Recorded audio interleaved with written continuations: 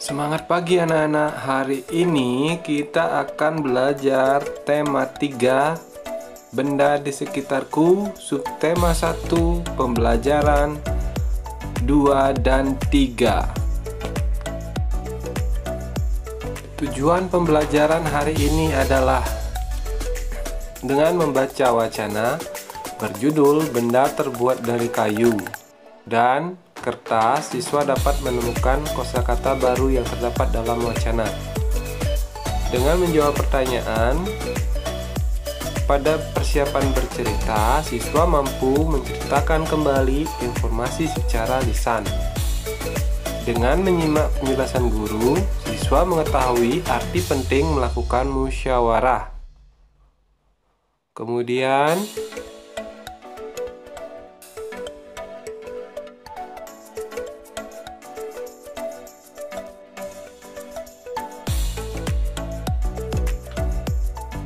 dengan menyimak contoh, siswa mampu mengubah satuan panjang. Nah, anak-anak, perhatikan gambar berikut ini. Ada gambar lemari, kemudian ada gambar kursi, kemudian ada gambar gayung, yang terakhir adalah gambar gelas. Benda-benda ini terbuat dari berturut-turut kayu, plastik, dan kaca. Nah, kita belajar sekarang tentang benda yang terbuat dari kayu. Sebutkan bahan untuk membuat pensil. Apa anak-anak? Ya, kayu. Di sekitarmu banyak sekali benda yang terbuat dari kayu. Beberapa di antaranya adalah meja, kursi, dan lemari. Kayu juga digunakan untuk membuat benda kerajinan, misalnya patung dan figura. Kayu adalah bagian dari pohon. Untuk memperoleh kayu, kita harus menebang pohon. Kemudian mengambil bagian batang untuk diolah menjadi berbagai macam benda. Perubahan dari batang kayu menjadi benda-benda tersebut melalui proses yang berbeda-beda. Pertama, batang pohon ditebang. Batang pohon yang telah ditebang disebut kayu gelondongan atau log. Kemudian, log dikirim ke pabrik atau pusat penggergajian. Pengiriman log menggunakan angkutan khusus seperti truk melalui darat atau kapal melalui sungai. Setelah itu, log dipotong-potong sesuai keperluan. Untuk menghindari jamur dan serangga yang dapat menyerang kayu, maka kayu perlu dikeringkan. Cara hanya dengan dijemur. Kayu dijemur sekitar 2-4 minggu. Setelah dijemur, kayu siap diolah sesuai keperluan. Kayu dapat dipilih menjadi bahan dasar benda. Mengapa? Karena kayu mempunyai banyak keunggulan. Keunggulan kayu adalah mudah dibentuk. Beberapa benda yang terbuat dari kayu jati dapat bertahan sampai puluhan, bahkan ratusan tahun. Kelemahan benda berbahan kayu adalah tidak tahan api, sehingga mudah terbakar. Namun, ada beberapa jenis kayu yang mudah terserang rayap atau serangga lainnya. Nah, anak-anak, kita tadi sudah membaca wacana tentang benda yang terbuat dari kayu. Sekarang kita akan membahas beberapa pertanyaan yang berkaitan dengan teks wacana yang sudah Pak Guru bacakan tadi. Mari kita berlatih bersama. Semangat ya anak-anak. Nomor 1. Berapa lama waktu yang dibutuhkan untuk pengeringan kayu? Ada yang masih ingat jawabannya? Berapa lama pengeringan kayu?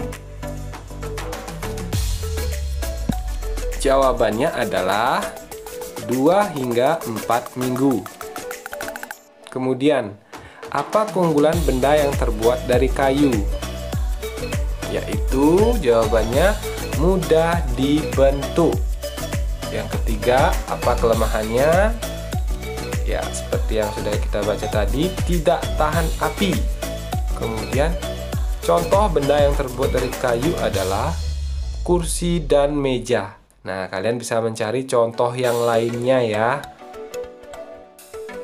Jadi kita sudah bisa menjawab 4 pertanyaan dari wacana benda yang terbuat dari kayu.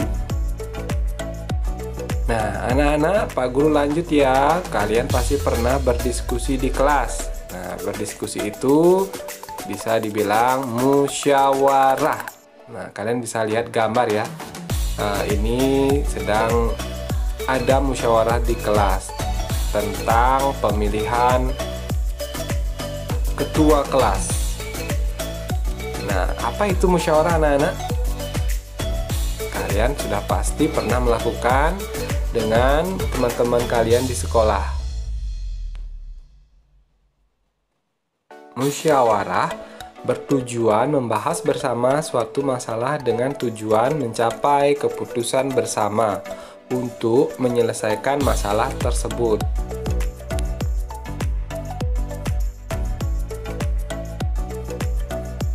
Saat kamu melakukan diskusi, artinya kamu telah melakukan musyawarah. Musyawarah merupakan salah satu cara untuk mencari keputusan bersama. Musyawarah merupakan cara terbaik dalam pengambilan keputusan. Musyawarah merupakan pengamalan sila keempat Pancasila. Manfaat musyawarah adalah musyawarah dapat mengurangi perselisihan atau pertikaian karena pendapat yang berbeda. Kedua, menghindari adanya konflik. Ketiga, membantu kita dan orang lain menyikapi perbedaan pendapat dari orang lain. Setiap siswa dibenarkan ikut serta dalam musyawarah untuk mengambil keputusan. Setiap siswa dapat mengeluarkan pendapat, pikiran, dan pandangannya. Setiap peserta musyawarah memberikan pendapat yang baik dan tidak bertentangan dengan kepentingan bersama. Apabila mufakat telah tercapai, maka setiap peserta musyawarah wajib dengan ikhlas menerima dan melaksanakan keputusan tersebut dengan sebaik-baiknya. Nah, berikutnya kita lanjut tentang benda yang terbuat dari kertas. Banyak benda yang terbuat dari kertas, seperti buku tulis yang biasa digunakan. Contoh lain, tisu, kardus, dan koran juga terbuat dari kertas. Kayu adalah bahan dasar untuk membuat kertas. Pembuatan kertas dilakukan secara bertahap di pabrik. Kayu-kayu besar dipotong hingga sebesar korek api. Setelah itu, kayu dipanaskan hingga menjadi bahan lunak seperti bubur. Bubur inilah yang disebut bubur kertas atau pulp.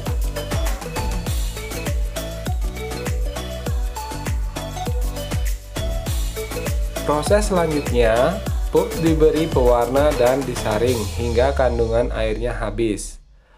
Pulp yang sudah kering meninggalkan ampas berupa serat selulosa yang saling terkait. Kemudian, serat selulosa ini digiling hingga pipih menjadi seukuran kertas yang diinginkan. Cobalah kamu menulis di atas kaca. Apakah hasil tulisanmu di atas kaca seperti di kertas? Kertas memiliki sifat dapat menyerap air. Kertas dapat menyerap tinta pulpen dengan baik. Dengan demikian, semua yang kamu tulis di kertas dapat dibaca dengan jelas. Sebuah fakta menunjukkan kalau kita menghemat 1 ton kertas, berarti kita menghemat 13 batang pohon besar. Fakta yang luar biasa. Apa yang bisa kita lakukan untuk menghemat kertas ya anak-anak?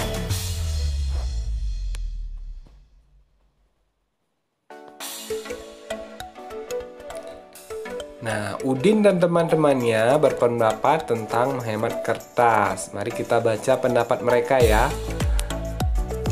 Setiap tahun ajaran baru, aku meminta ibu membeli buku tulis baru. Sekarang, aku akan menggunakan buku lama. Buku lama yang halamannya belum terpakai. Jika ingin terlihat seperti baru, ganti saja sampulnya.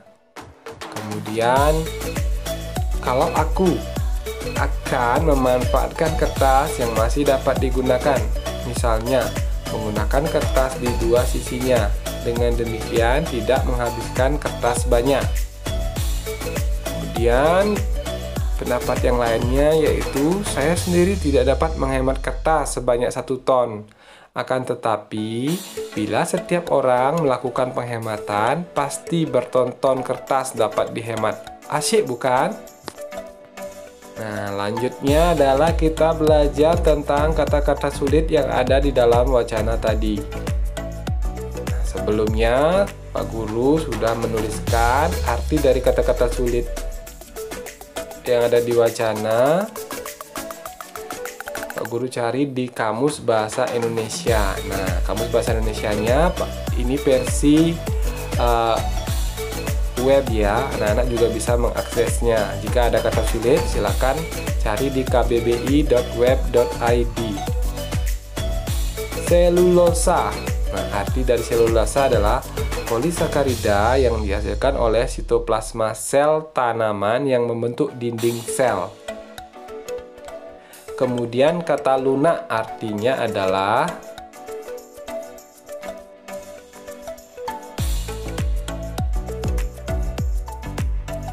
lembut, empuk, tidak lekas marah, sabar, tidak terlampau keras. Berikutnya molekul. Artinya bagian terkecil senyawa yang terbentuk dari kumpulan atom yang terikat secara kimia. Kemudian ampas. Sisa barang yang sudah diambil sarinya atau patinya. Kemudian pulp. Artinya bubur kertas. Pipih artinya tipis rata atau pesek. Menyerap masuk ke dalam melalui liang renik, terutama tentang barang cair. Meresap. Kardus artinya sama dengan karton. Kemudian serat adalah sel atau jaringan serupa benang atau pita panjang, berasal dari hewan atau tumbuhan. Menggiling artinya melumatkan atau memipihkan sesuatu dengan anak batu giling atau mesin giling. Kertas dapat digunakan untuk menulis. Apakah kertas juga dapat digunakan untuk membuat alat musik? Nah, ternyata tidak anak-anak, karena alat musik sebagian besar terbuat dari kayu berpadu dengan kulit hewan. Contohnya antara lain gendang.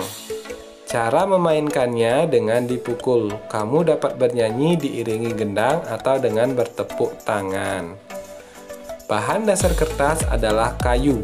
Kayu berasal dari pohon. Perhatikan pohon-pohon yang dapat digunakan sebagai bahan dasar kertas.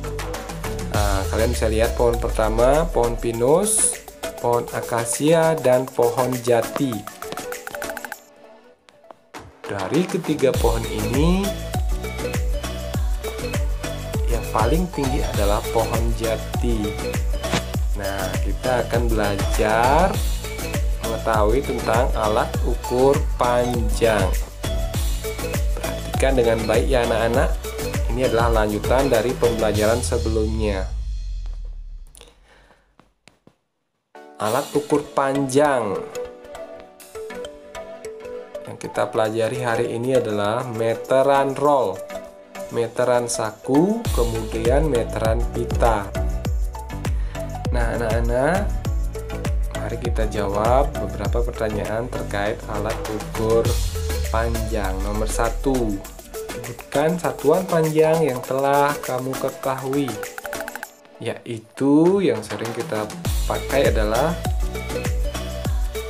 kilometer, meter, dan sentimeter. Nah, kemudian tuliskan alat ukur yang tepat untuk mengukur benda-benda berikut. Mari kita diskusi bersama ya anak-anak. Yang pertama, tinggi badan. apa yang kita pakai untuk mengukur tinggi badan anak-anak? Apakah meteran roll, meteran saku, atau meteran pita? Ya, jawabannya adalah meteran saku. Kemudian panjang lingkar pinggang itu kita memakai meteran pita. Yang ketiga, kita mengukur panjang meja di kelas. Panjang meja di kelas ini kita ukur menggunakan meteran saku. Yang keempat, panjang lompatan teman. Ya, masih meteran saku ya anak-anak. Kemudian lebar papan tulis juga meteran saku. Nah, yang terakhir baru panjang halaman, itu meteran roll karena itu yang paling panjang. Nah, anak bagaimana? Tidak terasa ya kita belajar sudah 15 menit. Pasti kalian merasa bersemangat dan senang ya anak-anak. Nah, apa yang tadi kita pelajari anak-anak? Pak Guru ingatkan kembali, kita sudah belajar tentang bahan pembentuk benda, yaitu yang terbuat dari kayu dan kertas. Kemudian kita sudah belajar tentang apa itu musyawarah. Dan yang terakhir kita mengetahui tentang alat ukur panjang. Nah, anak-anak, sampai di sini dulu ya pembelajaran hari ini. Pak Guru lanjutkan esok hari. Jika kalian ada pertanyaan, silakan tuliskan di kolom komentar video ini. Jika kalian merasa video Pak Guru ini bermanfaat, silakan bagikan di media sosial yang kalian miliki. Kemudian yang belum berlangganan, silakan tekan tombol subscribe. Terima kasih sudah menonton sampai akhir video ini. Dan anak-anak, salam sehat.